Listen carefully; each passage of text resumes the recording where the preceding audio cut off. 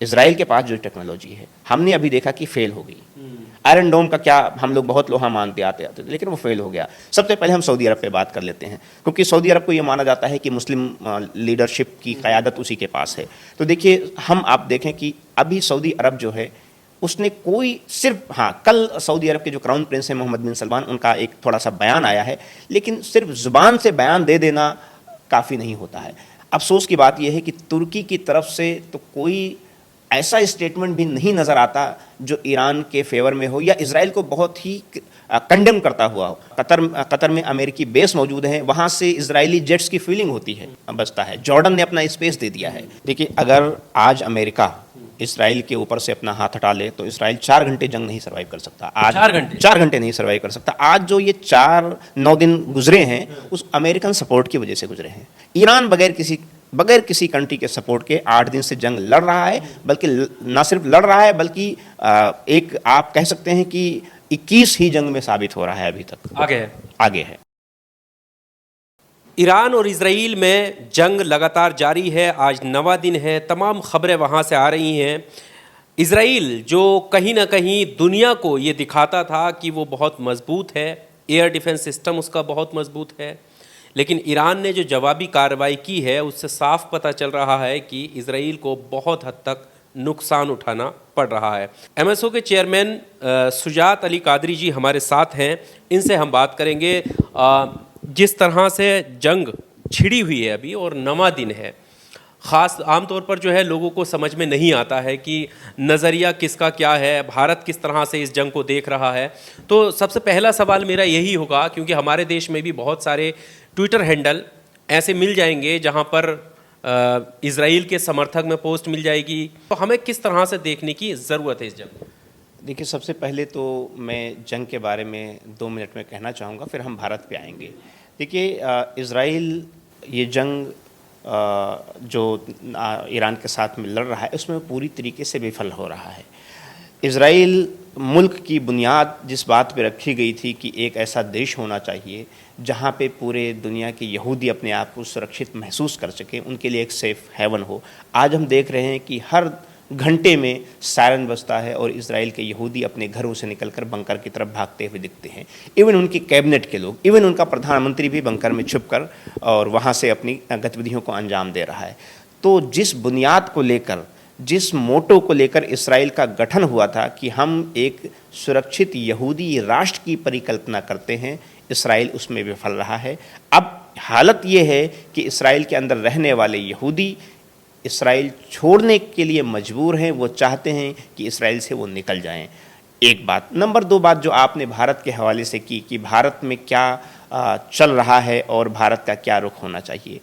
मुझे ऐसा लगता है कि इस वक्त भारत की जो आवाम है, जिस तरीके से पहले भारत की आवाम, चूँकि भारत खुद भी औपनिवेशिक काल से गुजरा है, कॉलोनियल सेटलमेंट रहा है, अंग्रेज़ों का ग़ुलाम रहा है, तो हम ये माइंडसेट को समझ सकते हैं कि ग़ुलामी क्या चीज़ होती है और एक वेस्टर्न पावर क्या चीज़ होती है। इसलिए भारत का हमेशा से स्टैंड रहा है नॉन अलाइन मूवमेंट का, यानी किसी पक्ष में वो नहीं रहा है।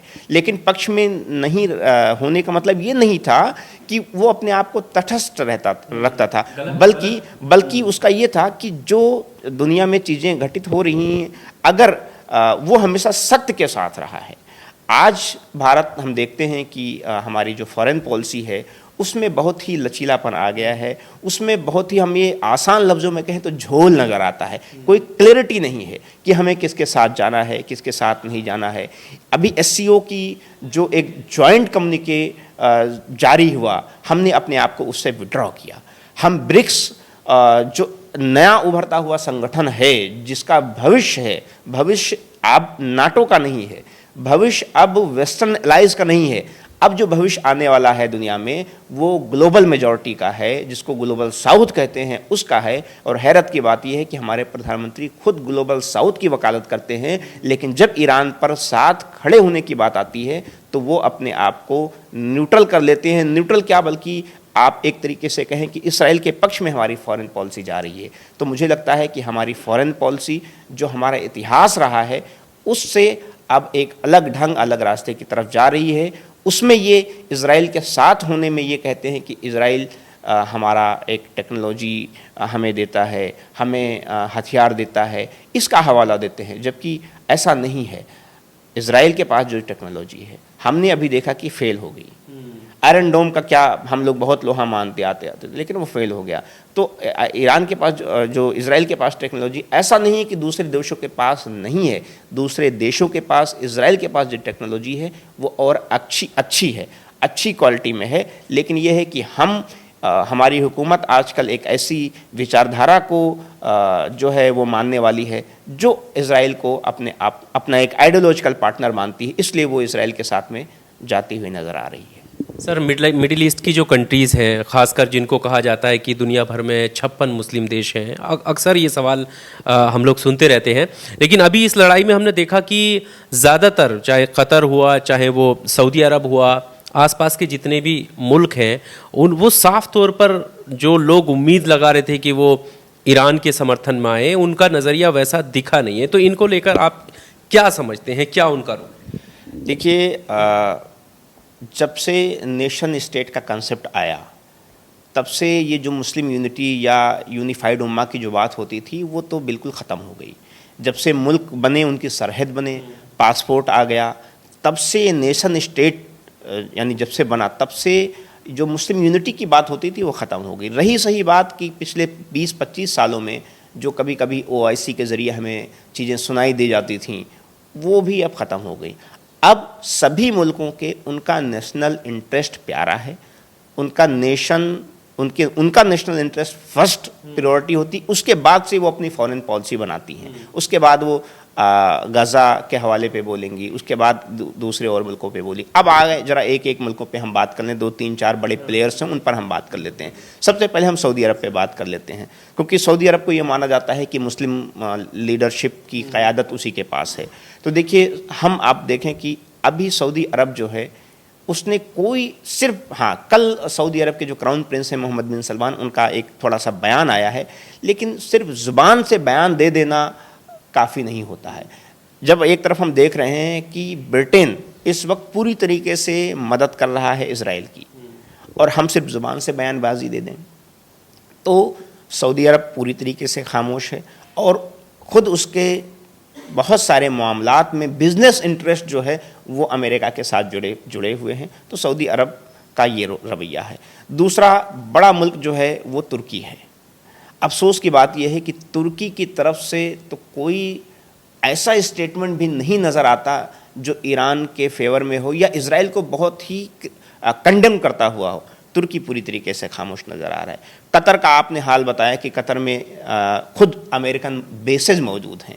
यहाँ तक ये है कि जो कतर में अमेरिकी बेस मौजूद हैं, वहाँ से इजरायली जेट्स की फीलिंग होती है, वहीं से फ्यूल ले जाता है। तो कतर का ये हालत है। कौन मुल्क बचता है? जॉर्डन ने अपना स्पेस दे दिया है। यानी अगर जॉर्डन अपना स्पेस इजराइल को ना दे तो आज जो ईरान से मिज़ाइलें जा रही हैं वो डायरेक्ट हिट कर सकती हैं सारी की सारी। अभी क्या है, बहुत सारी इंटरसेप्ट हो जाती हैं जॉर्डन में, लेकिन जॉर्डन के ये हालात हैं।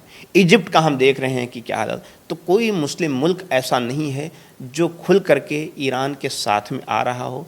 ईरान इस वक्त अकेले लड़ाई लड़ रहा है और ईरान के साथ में उसके जो प्रॉक्सीज हैं, जो हिजबुल्लाह है या यमन में हुतीज़ हैं, या उसको रशिया थोड़ा साथ दे रहा है, चाइना साथ दे रहा है, नॉर्थ कोरिया, इस तरीके से जो सपोर्ट दे रहे हैं। लेकिन ये लोग मिलिट्रली सपोर्ट नहीं दे रहे हैं, ये लोग मोरल सपोर्ट दे रहे हैं। लेकिन अफसोस की बात यह है कि अरब ममालिक जो हैं या मुस्लिम देश हम जिनकी बात कर रहे हैं, ये अब मोरली सपोर्ट भी उस तरीके से नहीं दे पा रहे हैं जैसा इनको देना चाहिए। क्या वजह है इसके पीछे? क्या ईरान अगर मजबूत होगा तो क्या बाकी मुल्क के लिए दिक्कत होगी?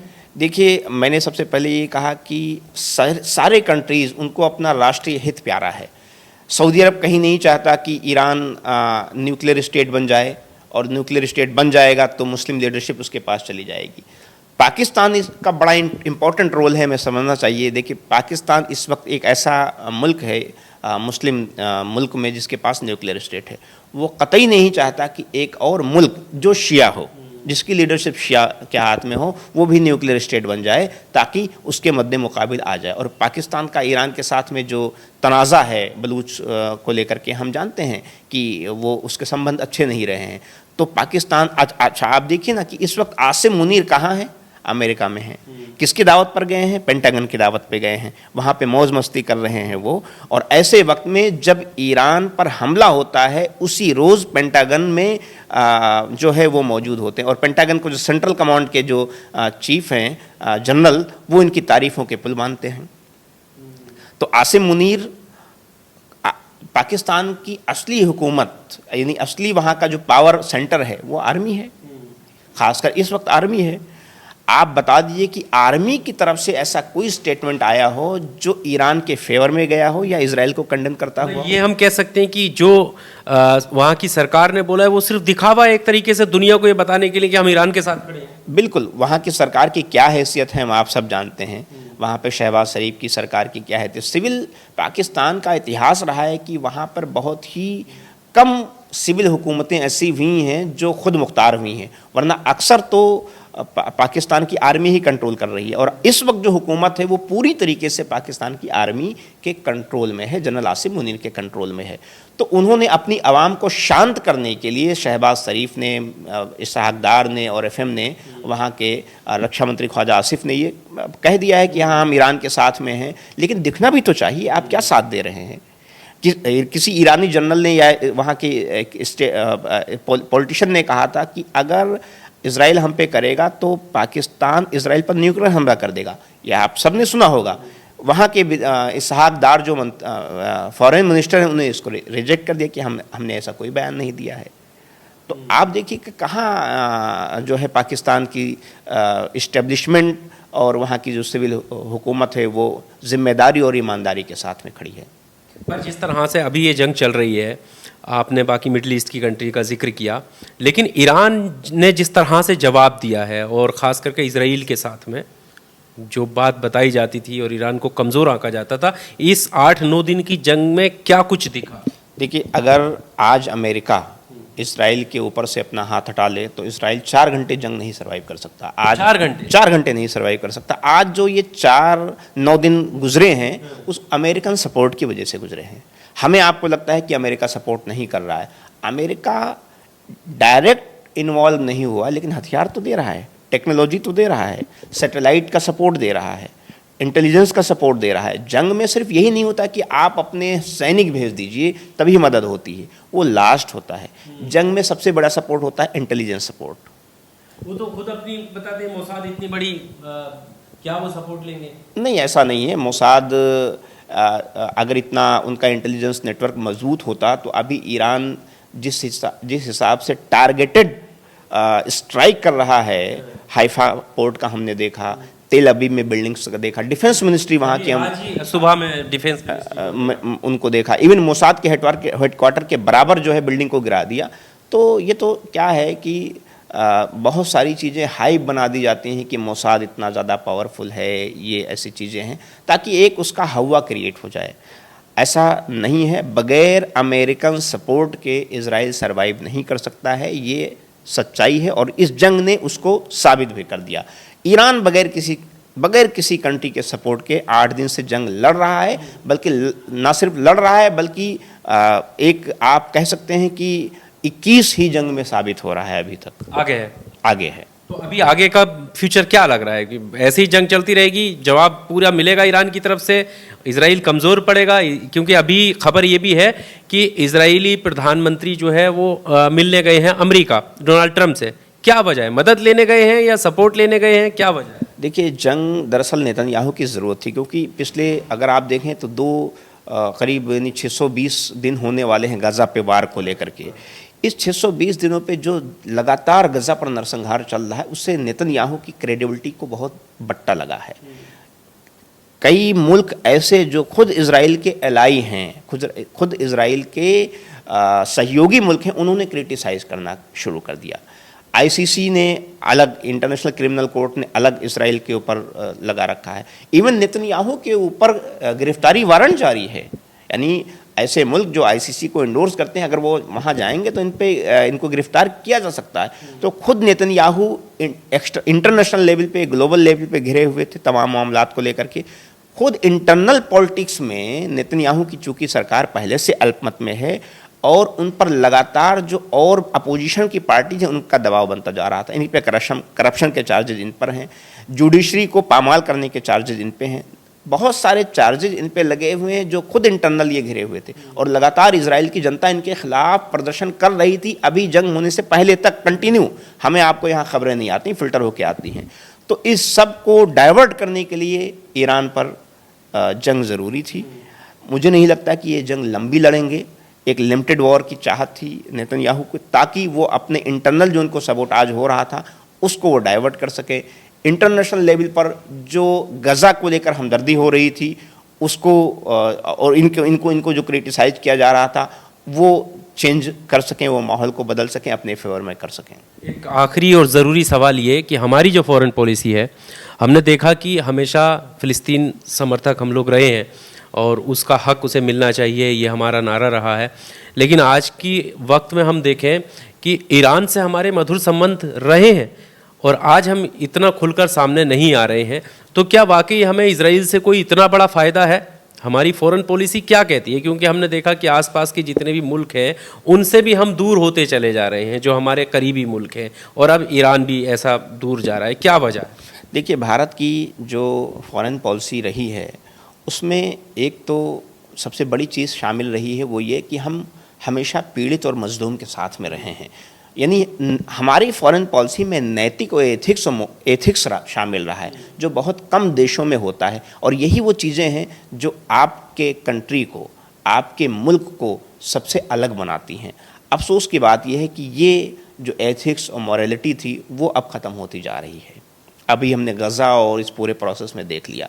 दूसरी बात ये कि अगर हम इसराइल के साथ जाते हैं, और बल्कि हम जा रहे हैं, तो इसमें हमारा नुकसान है, क्योंकि आने वाला समय जो है वो वेस्टर्न पावर का नहीं है। अब दुनिया एक ध्रुव पे नहीं है, अब मल्टीपोलर वर्ल्ड बन रहा है। पहले यूनिपोलर वर्ल्ड था, अमेरिका बादशाह था। अब क्या है, आपको रसा, चाइना, ईरान, ये एक नया एक्सिस है जो पूरी दुनिया को लीड कर रहा है, लीड करने जा रहा है। ब्राज़ील भी उसमें है, ब्रिक्स का बहुत इंपॉर्टेंट उसमें रोल है। तो हमारे पास ऐसे, हमको वेस्टर्न खेमे में जाने से बचना चाहिए। वेस्टर्न खेमे में जाएंगे, ये डूबता हुआ सूरज है, उगता हुआ सूरज ब्रिक्स है, उगता हुआ सूरज एससीओ है। ये जो ग्लोबल साउथ का जो कंट्रीज़ हैं ये उगते हुए सूरज हैं। हमें इनके साथ जाना चाहिए, जो ईरान के साथ भी हैं, जो फ़लस्तीन के साथ में भी हैं, और जो हर मजलूम और पीड़ित के साथ में है। यही भारत की फॉरेन पॉलिसी थी जो नेहरू से लेकर के एक ज़माने तक चली आ रही थी। बदलने का क्या मतलब, इसके पीछे कोई? देखिए, हमें आपको पता है कि इस वक्त जो मौजूदा हुकूमत है वो इजराइल के साथ में उसका एक आइडियोलॉजिकल कनेक्शन है। क्या इसके पीछे कोई बिजनेस का कोई मॉडल है? क्योंकि खबरें तो ये भी हैं कि जी अडानी का पैसा लगा हुआ है हाइफा में, कुछ इस तरीके की खबरें भी सामने आ रही हैं। देखिए, अडानी का पैसा तो वो बिल्कुल हाइफा पोर्ट पे हम सब जानते हैं वो उसको डेवलप कर रहे थे, लेकिन वो इतना बड़ा नहीं है कि आप एक बिजनेसमैन के लिए अपनी फॉरेन पॉलिसी को डाइवर्ट कर दें। ऐसा तो नहीं होना चाहिए। फॉरेन पॉलिसी में ऐसा नहीं होता ना कि आप एक पर्टिकुलर बिजनेसमैन को फ़ायदा पहुंचाने के लिए देश की जो आपकी डिप्लोमेसी रही है, देश की जो आपकी नीति रही है, उसमें तब्दीली कर दे। इस हद तक ऐसा नहीं होना चाहिए। चलिए, बहुत शुक्रिया हमारे साथ बात करने के लिए। शुजात कादरी जी, इनका पूरा आपने इंटरव्यू सुना, और ख़ासकर जो अहम बातें इस इंटरव्यू में है, मिडिल ईस्ट की कंट्री क्या सोचती हैं, हमारे देश की फॉरेन पॉलिसी क्या कहती है, और ईरान इजराइल के बीच जो युद्ध चल रहा है उसका परिणाम किस तरफ जाता हुआ दिखाई दे रहा है। इस पूरे इंटरव्यू को लेकर आपका क्या कहना है, कमेंट बॉक्स में आकर अपनी राय ज़रूर दीजिएगा। शुक्रिया।